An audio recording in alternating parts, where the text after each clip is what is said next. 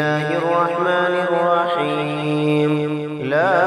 أقسم بيوم القيامة ولا أقسم بالنفس اللوامة أيحسب الإنسان أن لن نجمع عظامه بلى قادرين على أن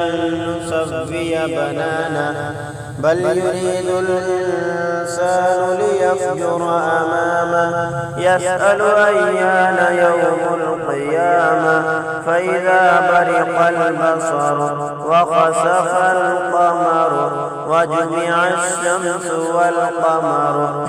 يقول الإنسان يومئذ أين المفر كلا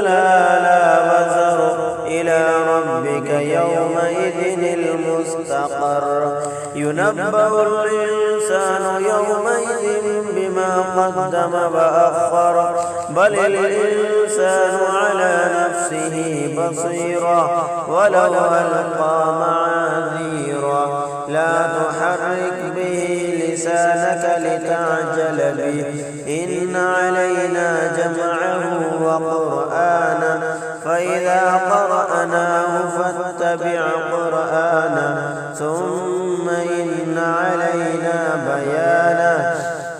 كلا بل تحبون العاجلة وتذرون الآخرة وجوه يومئذ ناظرة إلى ربها ناظرة ووجوه يومئذ باسرة تظن أن يفعل بها فاقرة كلا إذا بلغت التراقي وقيل من راق وظن أنه الفراق والتفت الساق بالساق إلى ربك يومئذ المساق فلا صدق ولا صلى ولكن كذب وتولى ثم ذهب إلى